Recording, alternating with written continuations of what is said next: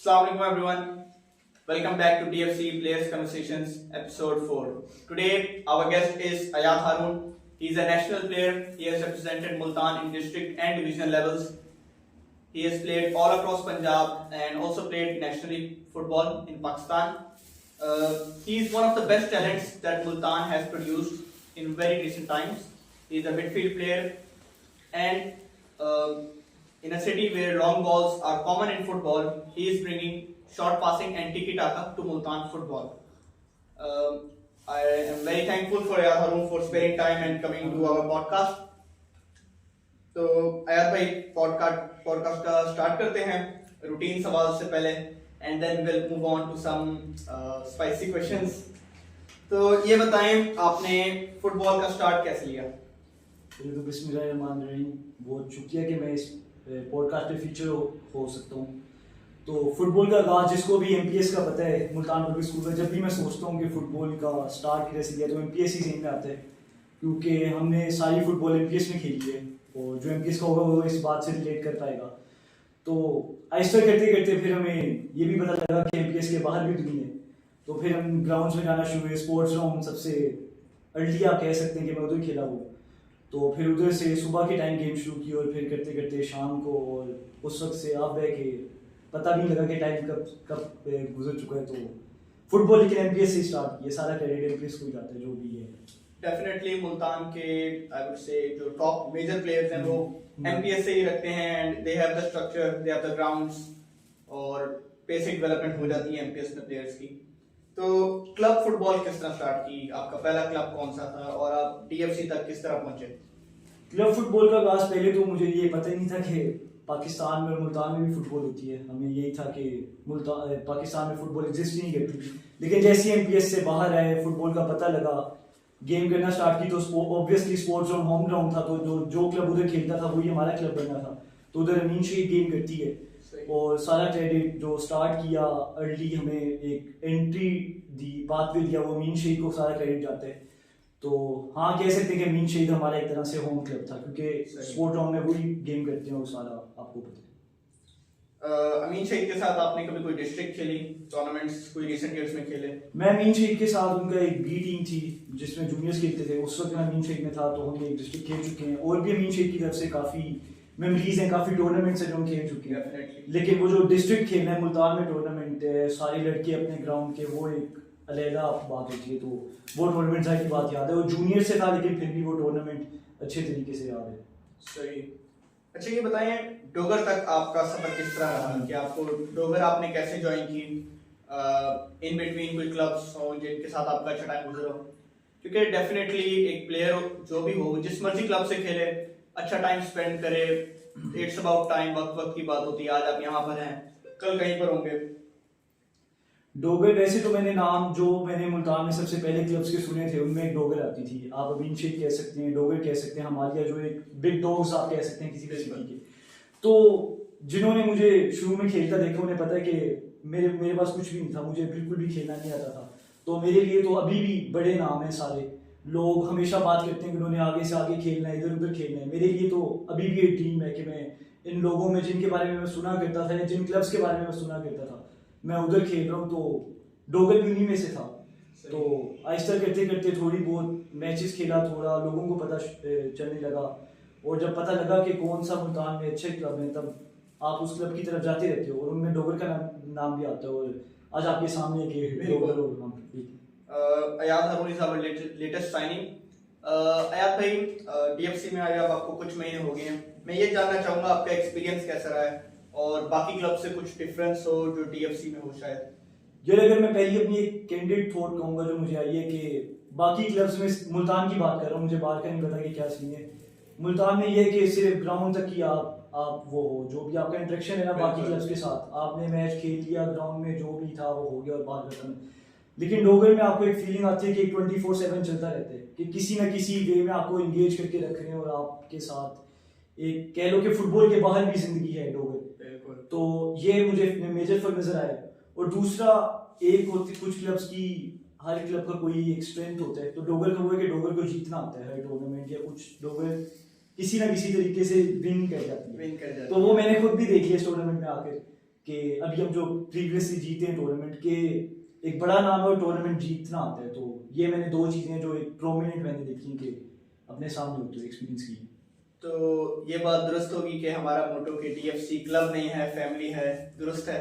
हाँ, ये बिल्कुल, ये बात मैंने जो खुद एक्सपीरियंस की है वो बात है, जाहिर बात है वो करूँगा। आपने जिक्र किया लास्ट टूर्नामेंट का, जो कि कायद-ए-आज़म टूर्नामेंट था, कायद-ए-आज़म गोल्ड कप था, रिसेंटली न्यू मुल्तान में हुआ।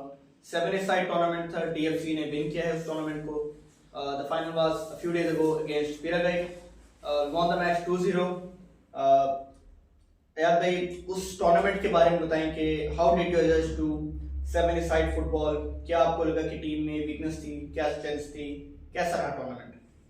पहली जो थोड़ आती है वो यही है कि डोगे ने डोमिनेट किया सारा इस टूर्नामेंट की काफ़ी हाइप होती है, काफ़ी अरसे से हो रहे, लेकिन ये मुझे भी और आप सबको पता है कि मुल्तान की फुटबॉल मेरी नज़र में नीचे जा रही है। क्लब्स इतने नहीं, वो जितना उनको फैसिलिटीज़ हैं, जितना और बाकी चीज़ों के हिसाब से ऊपर नहीं आ रहे, तो इतना कोई खास लेवल का टूर्नामेंट नहीं था। मैं उस ऑर्गेनाइजेशन के हिसाब से बात नहीं कर रहा कि ऑर्गेनाइजेशन में प्लेइंग उसके हिसाब से बात करूँ, तो इस तरीके का कहीं भी हमें नहीं लगा कि हम नहीं जीत सकते।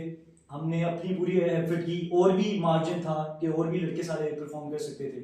सबसे पहले मैं अपने आप को रखता हूँ कि हम इससे ज़्यादा अच्छा कर सकते थे, लेकिन फिर भी अल्लाह का शुक्र है कि टूर्नामेंट हम जीत गए। तो यही बात है कि जब आप खेलते रहते हैं, तब आप जब वापस अपने होम सिटी में आते हैं, आपको वो फुटबॉल रिलेटिवली इजी लगती है, और यही हमारा एडवांटेज है कि हम बाहर खेल रहे थे। याद भाई, आपने जिक्र किया कि मुल्तान का फुटबॉल ज़वाल का शिकार है, इट्स गोइंग डाउनहिल। मुल्तान में अब उस लेवल का फुटबॉल नहीं हो रहा जिस पे हम चाहते हैं, और जिस पे अर्ली 2000s में मुल्तान में फुटबॉल होता था कि Multan was the home of football. National team जो हमारी, उसमें 8 to 9 प्लेयर्स मुल्तान से होते थे। रिसेंट ईयर्स में भी एक बहुत गैप आ गया है, और क्लब्स भी अब उस तरह का टैलेंट प्रोड्यूस नहीं कर रहे। इसके पीछे क्या रीजन हो सकती है जो आपको समझ आती है? यह हर बंदे की अपनी ओपिनियन है। मुझे 2-3 फैक्टर्स इसमें लगते हैं। पहले तो कि प्लेयर्स में वो शौक नहीं था। प्लेयर्स को जब आपके पास फैसिलिटीज हर चीज़ ज़्यादा आ जाती है, आप एक कंफर्ट का शिकार हो जाते हो, आप में जो असल पैशन है फुटबॉल का वो नहीं रहता। तो वो मैं आजकल के प्लेयर्स में देखता हूँ जो टीनेजर्स में है या जो अर्ली 20s में, कि उनके पास बिल्कुल भी शौक नहीं है। उनके पास फैसिलिटीज़ हैं, उनके पास हर चीज़ है, लेकिन शौक नहीं है। जो एक रॉ शौक होते हैं ना, कि आप सुबह भी आओ, आप शाम को भी खेलो, और अगर आपने बिल्कुल थोड़ी सी भी अच्छे लेवल पे फुटबॉल खेलनी है, तो आपकी लाइफ का एक मेजर हिस्सा बनाना पड़ेगा आपको स्पोर्ट्स को। तो एक तो वो बात नहीं है। दूसरा, एक इंडिविजुअल लेवल पे ये हो गया। दूसरा, इकोसिस्टम भी किसी ने नहीं आज तक फुटबॉल का बनाया। जब आप देखते हो कि रेगुलरली टूर्नामेंट्स हो रहे हैं या कोई ना कोई आपको इंगेज रहने का मौका मिल रहा है, तो आप खुद ब खुद आपका दिल करता है कि यार आप भी परफॉर्म करो, आप भी खेलो। तो आज तक जब से मैं मुल्तान में देख रहा हूँ, मैंने बदकिस्मती से कहना चाहूँगा कि वो इकोसिस्टम नहीं देखा कि लड़के ट्रेनिंग कर रहे हैं, फिर उन्हें पता है कि हमें परफॉर्म करने को मिलेगा। लड़के आते हैं, वो ट्रेनिंग के 1-2 महीने लगाते हैं, लेकिन उन्हें कहीं परफॉर्म, कोई मैच नहीं होता, कोई टूर्नामेंट नहीं होता, वो भी फ्रेंडलीज खेलते हैं। तो अल्टीमेटली उन्होंने टूर्नामेंट्स में ही वो शाइन करना है या किसी बड़े प्लेटफॉर्म पे जाके वो करना है, तो उन्हें वो नहीं मिलता। तो बस वो 1-2 महीने बाद वो साइकिल खत्म हो जाता है उनकी ट्रेनिंग का। तो एक ये वजह होगी। बस जब इंडिविजुअल भी ऐसे हैं और इकोसिस्टम भी ऐसे है, तब फुटबॉल अल्टीमेटली नहीं ग्रो करेगी। हालांकि मुझे लगता है क्योंकि मुल्तान सियासी उसके लिहाज से फुटबॉल का मुल्तान में बहुत पोटेंशियल है। अगर इधर लड़के खेलने वाले हों तो उन्हें काफ़ी चांस मिल सकते हैं आगे। लेकिन वही बात है कि ना इंडिविजुअल माइंडसेट है और ना एक इकोसिस्टम पैदा हुआ है कि वो सर जाए। डेफिनेटली एक जनरेशन शिफ्ट आया है जब से आई वुड से जो मिलेनियल्स गए हैं और जेनजी आई है। टेक्नोलॉजी की वजह से एक स्पोर्ट्स से लोग पीछे हट गए हैं, they have moved towards e sports. But I think grounds में जो सीनियर्स हैं उनका भी एक रोल होगा इस सब में। क्या आपने बताया कि उनके चांसेस नहीं दे रहे प्लेयर्स को खेलने देने के लिए, तो क्या किया जाए कि जो जूनियर्स हैं, जो आई वुड से टीनेजर्स और नए जो फुटबॉल में दाखिल हो रहे हैं, कि उनको इंगेज रखा जाए? जो टूर्नामेंट्स होने चाहिए। मैं तो यही कहूँगा कि टूर्नामेंट्स हो, एकेडमीज हो, जितनी फुटबॉल ग्रो करेगी, चाहे आप जो भी कहो एकेडमीज के बारे में, टूर्नामेंट्स के बारे में, जितनी ज़्यादा होगी उतना पोटेंशियल ऊपर आएगा, उतने लड़के ऊपर आएंगे। एक आपने टर्म सुनी होगी हेल्दी कंपटीशन। तो जब कंपटीशन होगा तब भी पता लगेगा कि राइवलरीज बढ़ेगी, प्लेयर्स बढ़ेंगे। तो जब तक ये नहीं होगा आप फुटबॉल को ग्रो करता नहीं देख सकोगे, जब तक आप सिंसियर नहीं होगे। Okay, so how we at DFC can help improve Multan football? क्या हम इनिशिएटिव ले सकते हैं जिससे कि हम बेहतर कर सकें फुटबॉल को? अगर कोई और नहीं कर रहा, let us take the first step. यार डीएफसी ने मेरे ख्याल में लिए भी इनिशिएटिव्स फुटबॉल की बेहतरी के लिए, लेकिन लोग इधर आपको पता है गेम बहुत कम है और पॉलिटिक्स और बाकी चीज़ें बहुत ज़्यादा हैं। मैं सबसे ज़्यादा खिलाफ इन चीज़ों की हूँ। मुझे लगता है कि फुटबॉल होनी चाहिए, चाहे जहाँ मर्जी हो, मतलब इन एनी फॉर्म फुटबॉल होनी चाहिए, फुटबॉल को नहीं रोकना चाहिए। तो इधर फुटबॉल नहीं है और पॉलिटिक्स में अपने लड़कों को इंगेज रखते हैं, उस वजह से मतलब जो डीएफसी करना चाह रही है वो भी इतना कोई कामयाब नहीं हुआ। इधर लगता है कि हर बंदे का कोई ना कोई एजेंडा है, कोई ना कोई है फायर वो। तो डीएफसी तो किसी ना किसी सूरत में रख रही है, इंटरेक्ट कर रही है हर क्लब के साथ, लेकिन जब एक आगे से वो नहीं आएगा उस तरह का रिस्पांस, तो कितने अर्से तक कोई बंदा कोशिश कर सकता है।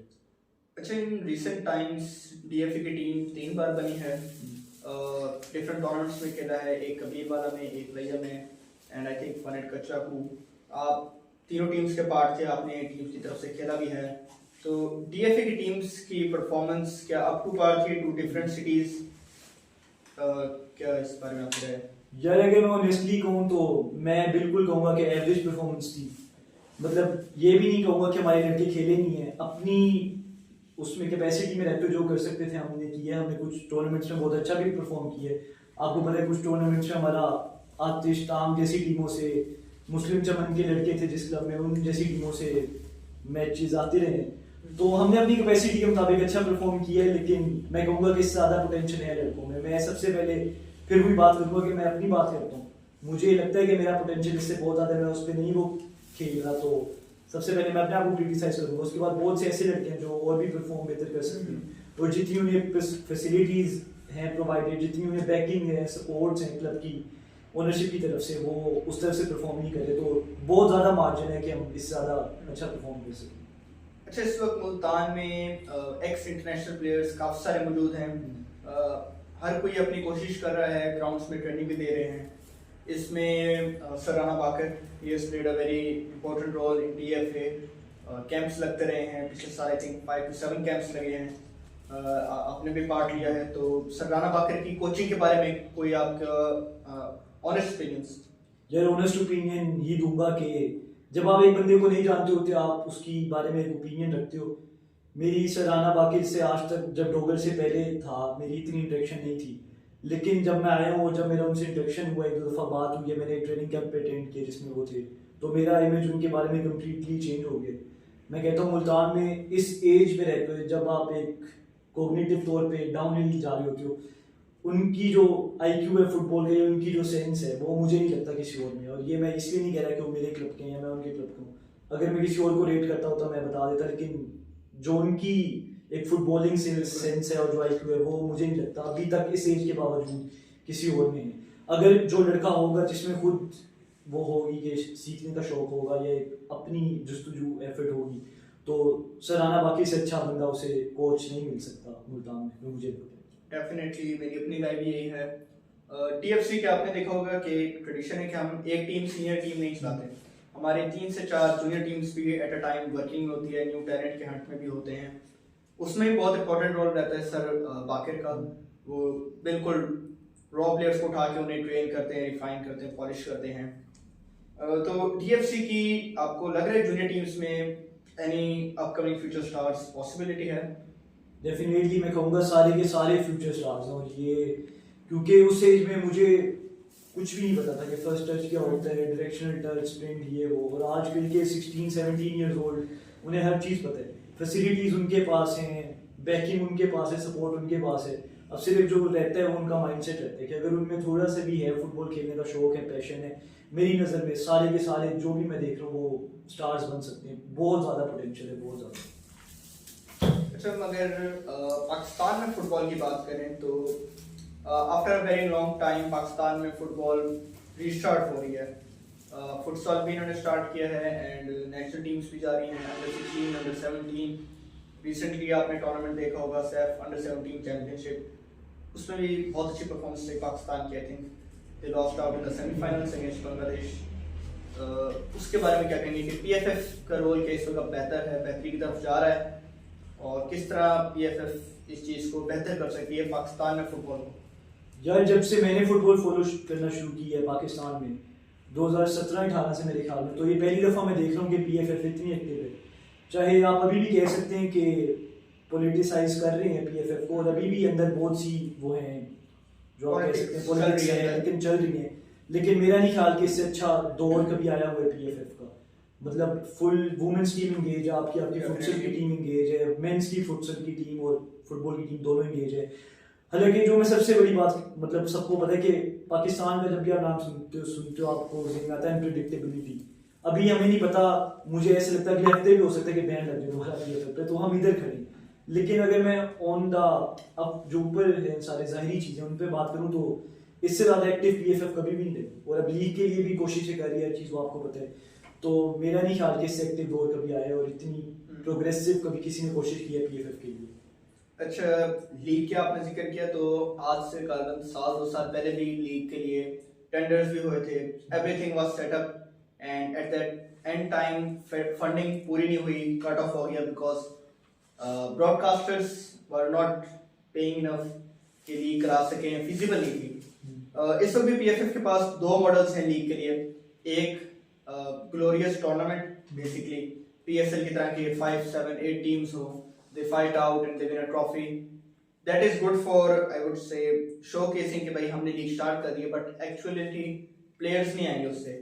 And then there is the other option जिसके पीछे अली तरीन बहुत लगे हुए हैं कि 6 month लीग हो, जिस तरह बाहर की कंट्रीज में होता है, with relegation, 20 teams, derbies, home teams, home away fixtures। तो आपको क्या लगता है कि इनमें से कौन सा ऑप्शन बेहतर है और कौन सा feasible है प्रैक्टिकली? यार जिसमें थोड़ी बहुत लॉजिक होगी उसको पता है कि, जिसमें थोड़ी बहुत सेंस होगी उसे पता है कि जो अली तरीन जो जिस मॉडल को वो कर रहे हैं एम्फेसाइज, और बात अली तरीन की नहीं है कि मतलब कि वो एक पॉलिटिकल फिगर है, जिस मॉडल को वो चाहता है वो बेहतरीन ऑप्शन है। क्योंकि अब आप इसको क्रिकेट के कॉन्टेक्स्ट में ले लें, क्योंकि आप जो अली तरीन चाह रहे हो कायदे आजम ट्रॉफी टाइप फॉर्मेट है क्रिकेट में, जो आपकी 8-9 महीने लीग चलती है, फर्स्ट क्लास क्रिकेट, बहुत ही फर्स्ट क्लास क्रिकेट, और उधर से फिर प्लेयर सेलेक्ट होते हैं पीएसएल के लिए। तो अगर आपकी कायदे आजम ट्रॉफी ना हो और आप पीएसएल डायरेक्ट करा दो तो वो बिल्कुल सारा आउट ऑफ कॉन्टेक्स्ट चीज चली जाती है। टैलेंट आएगा, तो टैलेंट और प्लेयर्स हर चीज और जो पैसा और जो लॉन्ग टर्म है वो अली तरीन वाले फॉर्मेट में है। जो पीएसएल वाले वो सस्टेनेबल भी नहीं है, वो सारा स्पॉन्सरशिप और जो पीआर है ना, वो सारा आप 2-3 साल ज्यादा नहीं सस्टेन कर सकते फुटबॉल में। असल में इशू है सिर्फ फंड्स का। पीएफएफ लास्ट टाइम ही जो लीग उन्हें कट करनी पड़ी, फंड्स का डिफरेंस आ गया, बिकॉज हमारे पास स्टेडियम्स उस लेवल पे नहीं है कि आप लीग करा सके, फंड्स नहीं है, ब्रॉडकास्टर्स पे नहीं करना चाहते बिल्कुल, बिकॉज आपको पता है फुटबॉल का मैच 1 हाफ 45 मिनट्स का ब्रेक आती है 10-15 मिनट की, only that is the time to play ads, revenue ads से आता है। तो फुटबॉल में किस तरह पैसे कमा सकते हैं? इसका मैं यही जवाब दूंगा कि वही मैंने बात की है, जो अली तरीन वाला फॉर्मेट है वो इसलिए बेहतरीन है क्योंकि आप उसने एक और बात की है कि टीम्स 2-2 टीम्स होंगी हर सीरीज की, और वो भी एक तरीके से आप फैंटेसाइज कर सकते हो, फैंटेसाइज कह रहा हूँ, ग्लैमराइज कर सकते हो, सॉरी, कि अब देखो आप वापडा या केरल का मैच होता है, वापडा को कौन फैन है, कौन देखना चाहता है कि मैं वापडा को देखूं, मतलब वापडा एज अ टीम कह रहा हूं, कौन चाहता है कि मैं सुई गैस का फैन हूं, आप किसी को कहोगे कि मैं सुई गैस का फैन हूं, मैं केरल का, इन टीम्स का कोई फैन बेस, कोई इनकी ये किसी उस पे नहीं खड़े हुए। ये सिर्फ पाकिस्तान जैसे मुल्क में खुशकिस्मती के पैसे दे रहे हैं तो चल रहे हैं, लेकिन इनकी फैन बेस और उस लिहाज से जो स्पॉन्सरशिप, कोई बंदा उस लीग में पैसे नहीं लगाएगा, वो देखेगा केरल खेल रही है या सुई गैस, लेकिन इनकी फैन बेस है। तो जब तक सिटीज नहीं वो होंगे, कोई आप ग्लैमराइज नहीं करोगे इन वन वे और दी अदर, तो तब तक कोई ये स्पॉन्सरशिप और पीआर भूल जाएंगे या नहीं। तो यही एक तरीका है कि आप सिटीज को एंगेज करो, आप फैंस को एंगेज करो, और आप फिर फुटबॉल को प्रमोट करो। अच्छा, अगर ये बात आपने बिल्कुल दुरुस्त की कि जब तक फैंस नहीं होंगे, कोई ब्रॉडकास्टर्स भी नहीं आएंगे, कोई स्पॉन्सरशिप डील्स भी नहीं होंगी, तो स्टार्ट कैसे लें? मसला तो स्टार्ट पे ही है, बिकॉज एक साथ आप 20 टीम्स नहीं बना सकते, हर सिटी की 2-2 टीम्स। इस सबको स्टार्ट करने के लिए क्या पॉसिबिलिटी है नहीं कि हम पीएसएल टाइप फॉर्मेट से स्टार्ट करें और फिर लीग स्टार्ट कर लें उसके फंड से? यार उस जो लीग है ना, जो 2-3 साल की मैं कह रहा हूँ शॉर्ट टर्म लीग है, जो 2-3 महीने चलेगी, सॉरी, उस लीग से भी ज्यादा आसान स्टार्ट करवाना है जो आपकी लॉन्ग टर्म लीग है, क्योंकि उसमें आपके फाइनेंस डिवाइड हो रहे हैं, वो ओवर द पीरियड 8-9 महीने में डिवाइड हो रहे हैं, वो 2-3 महीनों में नहीं खर्च हो रहे। और वो प्लेयर्स जो उसने अली तरीन का जो फिजिकल सारा हुआ, मैं ये नहीं कहूँगा कि मुझे सारा पता है, लेकिन उसने इस तरह से डिवाइड किया हुआ है कि सिटीज के अंदर रहते ही होम अवे मैचेस होंगे, मतलब मुल्तान की 2 टीम्स बनी है तो वो मुल्तान में रहते ही एक दूसरे से खेलेंगे, तो फाइनेंशियल सारा डिवाइड हो जाएगा ओवर द ईयर्स। तो वो over the years, over 8-9 months. तो वो सारा करवाना आसान है, बजाय इसके कि आप 2-3 महीने की आप फुल स्पॉन्सर्स लो बड़े बड़े वो करो, वो सस्टेनेबल नहीं है। और सारी बात होती है सस्टेनेबिलिटी की। आप 1-2 साल कंटिन्यू कर सकते हो लीग, लेकिन आप उसको आपने मुसलसल करवाना, अपने फ्यूचर के बारे में सोचना। अच्छा, अगर हम अभी नेशनल टीम की बात करें, लास्ट टाइम आप उनका मैच भी देख के आए थे इस्लामाबाद में, तो नेशनल टीम की कंडीशन क्या है? और जो हम फॉरेन प्लेयर्स बुला लेते हैं फॉर द मैच, टेम्परेरी तो हमें बूस्ट मिल जाता है कि they are playing better football than us, but क्या पाकिस्तान की फुटबॉल को उससे कोई फायदा है कि बाहर के प्लेयर्स आके पाकिस्तान खेल के मैच 1 या 2 वापस चले जाएं? यार मेरी इस बारे में मिक्स्ड ओपिनियन है कि जब भी आप कोई टीम है ना, उसमें एक आपके जो स्टार स्टडीड प्लेयर्स जिन्हें आप कहते हैं अक्सर हमारी जुबान में, वो 2 से 3 से ज़्यादा नहीं होने चाहिए जिनके इर्द गिर्द पूरी टीम रिवॉल्व करती है। अगर आप सारे ही 6 ऐसे प्लेयर्स ले आओ जो बाकी 6 को जानते हो, बाकी 5 को जानते हो, तो और आप उनको ट्रेनिंग कराओ 1 हफ्ता साथ, तो उसका कोई भी फायदा नहीं है, चाहे आप जितने मर्जी लंबा खींच दो। आपको हमेशा फोर साइटेडनेस होना चाहिए, आगे के बारे में सोचना चाहिए। तो वो तभी होगा जब हम अपने लोकल प्लेयर्स को भी चांस देंगे और बाहर उन प्लेयर्स को चांस देंगे जो वाकई उस लेवल की फुटबॉल खेल रहे हैं। इधर क्या होता है, कोई प्लेयर संडे लीग खेल रहा होगा बाहर इंग्लैंड में, और हम उसे पाकिस्तान में ये हाइप दे देंगे कि यार वो पता नहीं कितनी बड़ी लीग खेल रहा है। और इस तरह अगर मैं नाम लेना चाहूँ तो बहुत से प्लेयर हैं जो बाहर एमेच्योर फुटबॉल खेल रहे हैं, मतलब वो प्रोफेशनल भी नहीं खेल रहे, लेकिन पाकिस्तान में उनके बारे में ये रहा है कि वो पता नहीं कितना उनका प्लेइंग करियर और सारा कुछ। तो आपको मिक्स करके लेके चलना पड़ेगा, आपको प्रोफेशनल कोचेस भी लाने पड़ेंगे, चाहे वो पाकिस्तानी भी 1-2 कोचेस हैं जो बहुत हैं डेवलप्ड और हर चीज़ कर रही हैं, और आपको बाहर के प्लेयर्स भी मिक्स करना पड़ेंगे। पाकिस्तान में भी पोटेंशियल है और बाहर के भी जिनके पास एक्सपोजर है, एक्सपीरियंस है, जब तक आप उन्हें भी मिक्स नहीं करोगे, मैं ये नहीं कह रहा उन्हें पूरा इरेलेवेंट कर दो, उन्हें भी मिक्स करोगे लेकिन एक डिसिप्लिन में रहते हो। ये नहीं कि हर प्लेयर जो खेला हुआ आप उससे ला के टीम में डालो, तो तभी आगे के लिए बेहतरी होगी नेशनल टीम की। अच्छा, इंटरनेशनली एक कॉमन रूटीन होती है, टीम होती है, आपका टूर्नामेंट इंपॉर्टेंट टूर्नामेंट आने वाला है तो 8-9 मंथ्स बिफोर प्रिपरेशन स्टार्ट हो जाती है। I would say at least 3 months before camp लग जाता है, and at least a month before they are sure who is going to play and everything is finalised. Last आपने टूर्नामेंट देखा होगा under 23 national camp lasted a single week और it was also rain affected, players के आपस में training नहीं, बस उन्होंने ट्रायल्स के बाद लिमिटेड प्लेयर्स में से सिलेक्शन की एंड टीम फेल्ड वेरी मिसेबली। 10-11 गोल भी खाए हैं इन्होंने against teams and it was looking कि एक वेरी वीक साइड आ गई है अगेंस्ट स्ट्रॉन्ग बॉयज। तो इस सब में इनकी क्या आप कहते हैं कि नाकामी है? Why didn't the camp wasn't the camp not longer? और रेन फोरकास्ट नहीं देख सकते थे, वेदर फोरकास्ट के अगर इस सिटी में एबटाबाद में रेन है तो किसी और शहर में मूव कर देते कि एटलीस्ट जो एक वीक था वो तो पूरा होता। यार इन एन आइडियल वर्ल्ड जो आप बातें कर रहे हो सारी बिल्कुल सही है कि फोरकास्टिंग देखनी चाहिए थी ये चीज़ें, लेकिन मैं 100% कंफर्म कह सकता हूँ कि जो मैन इन चार्ज है, जो मैनेजरियल सब चीज़ें उनके बातें जेहन में भी नहीं आई होंगी। और इस तरह किसी भी टीम, कोई भी टीम सेलेक्ट नहीं होती कि आपके अंडर 22 की टीम सेलेक्ट हो रही है, आप महीने पहले ट्रायल्स कर रहे हो और पाकिस्तान का कोई भी लड़का उठ के जाएगा और वो आपके नेशनल टीम के प्लेयर्स के साथ ट्रायल देगा और वो सिलेक्ट हो सकता है या नहीं हो सकता। आप एक प्रॉपर सारा पाथवे बनता है। अंडर 17 के लड़के अंडर 20 के कंटेंडर्स होते हैं, अंडर 20 के अंडर 22 के कंटेंडर्स होते हैं, वो भी नेशनल टीम में सीनियर टीम में जाते हैं। तो इस तरह सारा पाथवे, तो टू बिगिन वो सारा सिस्टम ही एक मेरी तरफ से फ्लोट था। लेकिन अगर आप ये बातें कर रहे हो कि रेन इफेक्टेड वो था और कैंप भी शॉर्ट था, तो मेरा नहीं ख्याल कि इतनी पाकिस्तानी जो PFF में लोग बैठे हैं उनकी इतनी मैनेजरियल कैपेसिटी है कि वो इन चीज़ों पे गौर कर पाए। डेफिनेटली हमारे पास पूल ऑफ प्लेयर्स भी बहुत लिमिटेड है।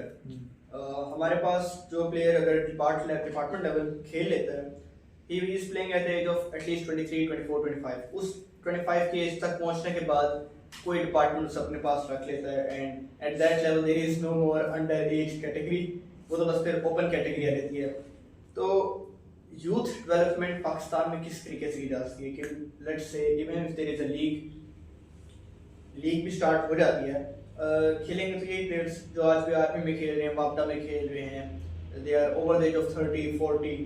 एक पाकिस्तान में आई वुड से बहुत अजीब सी रूटीन है कि जो सबसे एजेड प्लेयर होगा उसको सबसे ज़्यादा इंपॉर्टेंस देके उसी पे ही टीम डिपेंड रहती है।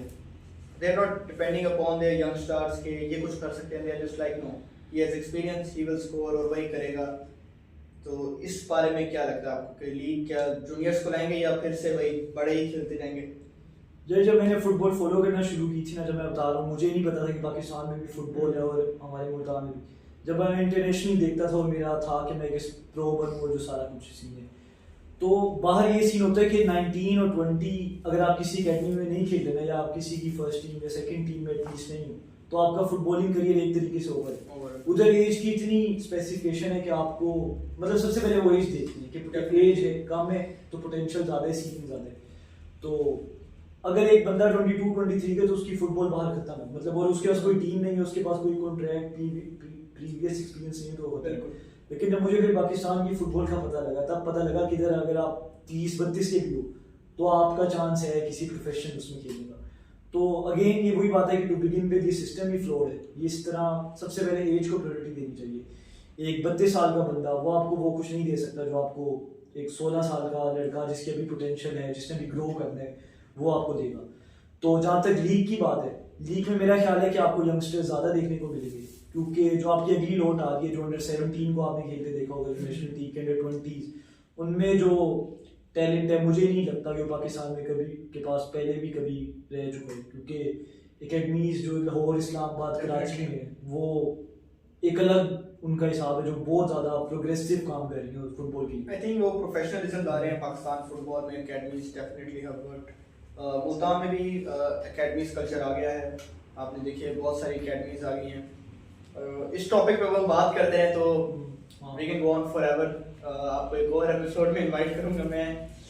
Let's move on to our next segment, जहाँ पे हम ऑडियंस में से सवाल लेते हैं। जो any questions from the audience? Yes, thank you, Mr. Ayad. I have one question. मुझे ये बताएं कि you are playing as a midfielder. तो मिडफील्डर खेलते हुए मतलब आपका क्या ऐसा विजन है कि आप क्या ऐसा करना चाह रहे हैं कि आपका विजन, आपका स्टेमिना या क्या चीज़ें ऐसी हैं जो आपकी सलाहियतें हैं जो ब्रुए कार ला के आप इनको अपने यूथ में देखना चाह रहे हैं, या इस तरह का आपका क्या ऐसा कोई है कोई आपका विजन?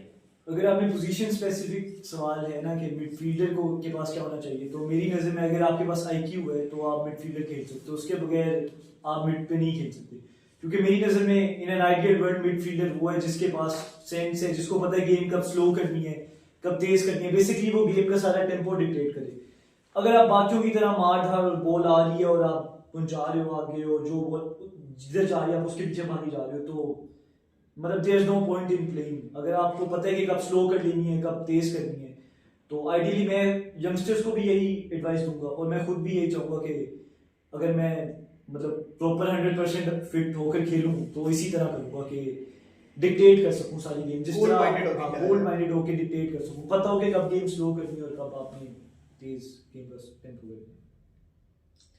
जी, अगर मुल्तान का फुटबॉल भी आपने देखा है, मुल्तान के फुटबॉल में आप मतलब किस तरह से देख रहे हैं कि क्या कोई हमारे पास ऐसा कोई टैलेंट है जो इन सारी चीज़ों को अडॉप्ट कर रहा हो, जो अभी करंटली नेशनल या इंटरनेशनल लेवल पे कहीं पे रिप्रेजेंट कर सकता हो पाकिस्तान टीम को, या एक अच्छे लेवल पे जाके खेल सकता हो? कोई ऐसा प्लेयर या कोई ऐसी चीज़ जिसके अंदर कुछ खामियां हो आप देख रहे हो और उसको फर्दर पॉलिश किया जा सकता हो उस प्लेयर को? मेरी नज़र में, और ये मैं पॉलिटिकल आंसर नहीं दे रहा, कोई डिप्लोमेटिक वो नहीं कर रहा, मेरी नज़र में सारे प्लेयर ऐसे हैं, अगर आप मेहनत करो, आपके पास फैसिलिटीज़ हैं, आपके पास सपोर्ट है आपके बड़ों की, तो आप आगे खेल सकते हो। मेरी नज़र में एक भी ऐसा प्लेयर नहीं है जो साल अपने ऊपर मेहनत करे, साल 2 साल, और वो नेशनल टीम नहीं खेल सकता। क्योंकि पाकिस्तान की फुटबॉल ऐसी है, इतनी कोई हाई लेवल नहीं है, इधर हर प्लेयर में 19-20 का फर्क है। अगर आप देख लो, मतलब मैं अपनी और आपकी भी बात कर लूँ और हमारी बात हो, एक नेशनल लेवल प्लेयर है तो हम एक साथ एक ही मैच खेलते होते हैं, और बाहर कैसे होते हैं, बाहर अगर कोई नेशनल लेवल प्लेयर है और एक मैच्योर प्लेयर्स बैठे तो वो तसव्वुर भी नहीं कर सकते एक ही ग्राउंड में खेल रहे। तो अगर मैं और आप नेशनल लेवल प्लेयर्स के साथ खेल सकते हैं तो इतना के फर्क है, तो ये हो नहीं सकता कि अगर कोई भी मेहनत करे, 1-2 साल अपने ऊपर मेहनत करे और वो नेशनल टीम तक ना जाए, मतलब सारे प्लेयर्स जा सकते हैं मेरी जिंदगी। अच्छा यार, मैं आपसे ये पूछना चाहूंगा कि अभी आपने हमारे साथ 2 टूर्नामेंट्स खेले हैं, आप हमारा थोड़ा प्लेइंग स्टाइल चेंज है, आपका प्लेइंग स्टाइल थोड़ा सा चेंज है, तो आपने डीएफसी में एडजस्ट कैसे किया और आपने किसको देख के फुटबॉल शुरू की, मतलब आपका आइडियल कौन है? यार आइडियल की बात पहले तो पहला मेसी, ऑब्वियसली जिसको फुटबॉल का पता होगा वो मेसी को ही देखेगा। और दूसरा आपका इस तरह हर बंदे का कोई ना कोई हीरो होता है जिसने उसे पहला याद हो मेमोरीज। तो अगर कोई यूनाइटेड फैन से पता होगा एक रॉबिन वैन पर्सी था, क्योंकि मैंने जब 2012-13 में देखना स्टार्ट की थी तो यूनाइटेड चैंपियंस लीग नाइट्स होती थी उस वक्त, और वैन पर्सी हर हफ्ते कोई ना कोई गोल कर रहा होता था, वंडर गोल। तो वो, और जो दूसरी आपका सवाल है उसका जवाब ये कि बात ये नहीं है कि गेम स्टाइल टीम का कैसा है मेरा कैसे, एक होता है जो आपने प्रॉपर फुटबॉल खेलनी है तरीके से तमीज से, वो फुटबॉल यही होती है कि आपको पता हो आप फुटबॉल से जाना छुड़ो, और आप जान तब छुड़वाते हो जब आप फुटबॉल खेल ना सकते हो या प्रैक्टिस में ना हो, और वो होता है आप मार दो, जहाँ भी आए मार दो, आपने आगे पहुंचानी है। वो लॉजिकल फुटबॉल नहीं है, कॉमन सेंस वाली फुटबॉल नहीं है। कॉमन सेंस वाली यही है कि आप होल्ड करके जहाँ आपको पता है कि यार गेम का टेम्पो जा रहा है उधर आप खेलो, कब आपने रोकना है कब आपने देना है। तो मैं यही कहूँगा, एम करूँगा कि डोगर एफसी भी ऐसी फुटबॉल खेले, और अगर उसमें कोई मैं भी रोल प्ले कर सकता हूँ तो अपनी तरफ से पूरी कोशिश करूँगा इंशाल्लाह। वही है लेकिन उससे थोड़ा सा मुख्तलिफ है। सवाल मेरा ये है कि आप हिमालय एफसी में भी खेला हुआ है और डीएफसी में भी खेला हुआ है, आपको डीएफसी का मैनेजमेंट अच्छा लगा है और बेहतर है या हिमालय का? ये अच्छा क्वेश्चन है।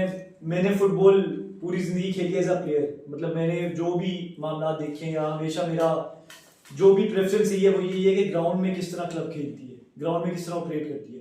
तो मैं उन क्वेश्चंस का ज़्यादा अच्छी तरह जवाब दे सकता हूँ, लेकिन मेरे जो अपनी ऑब्जर्वेशन है वो ये है कि आपकी लीडरशिप है जो बेसिकली आपकी टीम को मेक और ब्रेक करती है, चाहे जो सी मर्जी टीम हो, चाहे स्पोर्ट्स की ना हो, आपकी कंपनी हो मर्जी, तो लीडरशिप बहुत मैटर करती है। डोगर एफसी की लीडरशिप मेरी नज़र में मुल्तान में नंबर 1 है। आप नहीं अंदाज़ा कर सकते जो आपको सपोर्ट मिलती है, जो आपको बैकिंग मिलती है हर अंदाज में। तो जहाँ तक हमारी एफसी की बात है, जो भी लीडर्स होते हैं वो अपनी एंटिटी के साथ मुखलिस होते हैं, वो उधर भी ऐसी हैं, लेकिन कुछ हर बंदे के कहीं ना कहीं होते हैं जो रिसोर्सेज वो लैक कर रहे होते हैं। तो मेरे ख्याल में उधर इस तरीके से मामलात हैं, लेकिन हाँ बस यही कहूँगा कि डोगर एफसी उस लीडरशिप के मामले में बहुत बहुत ऊपर है। मैं इसी क्वेश्चन में थोड़ा सा ऐड करना चाहूँगा एक सवाल।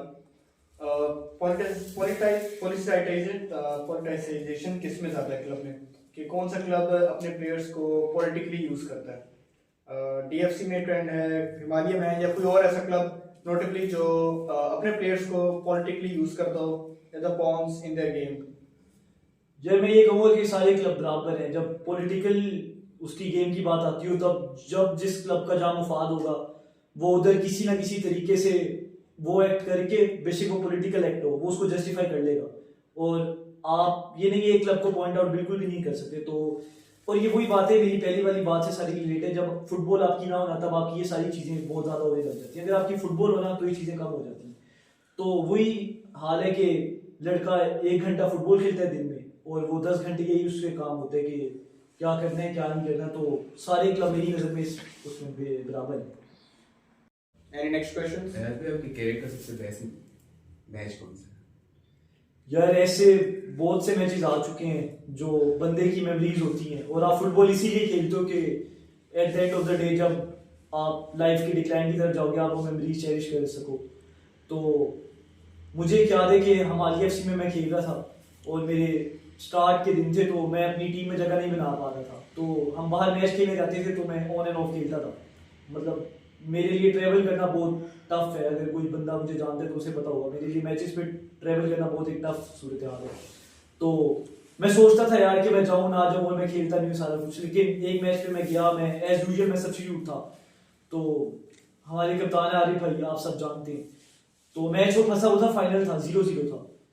तो आरिफ भाई स्ट्राइकर खेल रहे थे, मैं जब सब पर गया मिड पे, तो मेरे पास पहले 1-2 मिनट में एक बॉल आई और वो मैंने थ्रू बॉल फेंक के उन्हें असिस्ट दी। तो वो मैच मुझे याद है कि वैसा असिस्ट बेशक मेरे इंडिविजुअल वाइज और आप टीम वाइज भी पूछ लें, वैसे अब मुझे नहीं याद कि कभी भी मैंने वो रिएक्शन देखा है उस गोल के बाद जो आया था, क्योंकि वो फाइनल था तो उसकी अपनी एक हाइप होती है इसीलिए।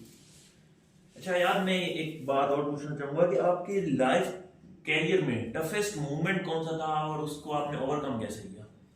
यार एथलीट के करियर में सबसे मुश्किल इंजरीज होती हैं, वो जिसको होती है उसी को पता होता है कि क्या चल रहा है। आप नहीं वो वर्ड्स में जस्टिफाई कर सकते कि क्या हो रहा है। तो इसी तरह जब मैं था एकेडमी में कोचिंग करवाता था तो मुझे एक एंकल इंजरी हुई थी और वो ऑन द मतलब ऊपर से लगता था कि वो बिल्कुल एक मिनिमल इंजरी है, लेकिन उसकी वजह से मेरे 1.5 साल ज़ाया हुआ था तकरीबन। और वो पहली दफ़ा ऐसे था कि मैं इतने लंबे अरसे फुटबॉल से आउट था। तो वो एक ऐसा फेज था जो शायद मैं एक तरीके से कहूँगा वो अभी भी मैं ओवरकम नहीं कर पाया, क्योंकि मेरा एक जो एंकल है वो क्रोनिकली इंजर्ड है। तो वो मेरा एक टफेस्ट फेज रह चुका है करियर का। तो आप मेंटली स्ट्रांग कैसे रहे उस पीरियड में, मतलब आपकी इंजरीज का टाइम था, तो आपने मेंटली खुद को कैसे? यार आप अपने आप को मोटिवेट कर सकते हो और आप सिर्फ अल्लाह का शुक्र कर सकते हो कि कितनी बड़ी नेमतें हैं अपने दोनों पैर पे सलामत होना और फुटबॉल खेलना। क्योंकि जब आप इंजर्ड होते हो और आप देख रहे हो तो क्या लड़के खेल रहे हैं, वो एक कितनी बड़ी मूवमेंट होती है, कितनी बड़ी नेमत होती है जो खेल रहे होते हैं उन्हें नहीं रियलाइज होता। तो आप बाहर बैठ के वो सारी चीजें आपके ज़हन में आ रही होती हैं कि यार ये कितने लकी हैं फुटबॉल खेल रहे हैं। और फिर आप जब दोबारा फुटबॉल खेलते हो तब जब आप उस माइंडसेट से आते हो ना, तो वो चीज़ जो सिखाती है इंजरीज वो कोई और चीज़ नहीं सिखा सकती। तो वही बंदे को मोटिवेट करती है कि यार मैं जैसा भी खेल रहा हूँ, मैं जिधर भी खेल रहा हूँ, सिर्फ खेल पाना ही नहीं, ये इतनी बड़ी नेमत है जो आप नहीं रियलाइज कर पाते। अच्छा, मेरा एक आखिरी सवाल है, जब आप मैच स्टार्ट होने से पहले फुटबॉल पिच पे जाने लगते हो तो आप क्या सोच के मतलब जाते हो? यार वैसे इसका कोई राइट और रॉन्ग आंसर नहीं होगा, हर बंदे की अपनी माइंडसेट होता है। लेकिन मैंने जब भी अपने करियर की बेस्ट फुटबॉल खेली है वो मैंने एंजॉय करके खेली है। जब मेरे पे कोई प्रेशर नहीं था, जब मुझे ये नहीं था कि मैं जज हूँगा या मेरे पे कोई बंदा देख रहे, जब भी मैंने किसी प्रेशर में फुटबॉल खेली है और एंजॉय करके नहीं खेली, आप रिस्ट्रिक्टेड रह जाते हो कुछ फॉर्म में। और जब आप सिर्फ एक फ्लो स्टेट में होते हो, जब आप फुटबॉल खेल रहे हो तो एंजॉय करके खेलते हो, जो तब आप खेलते हो वो अनपैरेलल्ड है हर चीज़। Any next questions? आयात डोगर फुटबॉल क्लब मुल्तान के बेहतरीन क्लबों में से एक है हर लिहाज से। मैं आपसे पूछना चाहूँगा कि आपके ख्याल में डोगर क्लब में ऐसी क्या चीज़ें हैं जो मज़ीद बेहतर हो सकती हैं आपके ख्याल से? यार मेरी नज़र में जो डोगर एफसी में पोटेंशियल है, अगर वो अचीव कर ले तो मैं समझता हूँ कि पाकिस्तान के बड़े क्लब्स की फहरिस्त में डोगर एफसी आराम से आ सकता है, आराम से, कोई इस पे बहस मुबाहिसे की जरूरत नहीं है। और मैं पोटेंशियल से मुराद कह रहा हूँ जो लड़कों में गेम के लिहाज से अगर वो अपनी ऑन द फील्ड परफॉर्मेंस बेहतर कर लें तो डोगर एफसी में बहुत पोटेंशियल। आपके पास हर चीज़, आपके पास फैसिलिटीज़ हैं, वही मैंने कहा आपके पास सपोर्ट है हर तरह की। तो सिर्फ बात रहती है कि आपने जो ग्राउंड में मेहनत करनी है, अगर आप वो हर लड़का कर ले तो डोगर एफसी का बहुत पोटेंशियल और सीलिंग बहुत ज़्यादा है। इससे क्लोज आउट करते हैं एक इकबाल के शेर के साथ, पेवस्ता रह शजर से उम्मीदें बाहर रखना। नेवर गिव अप, अच्छे वक्त भी आते हैं, बुरे वक्त भी आते हैं, बट विनर वो है जो सरवाइव करता है। Thank you for watching.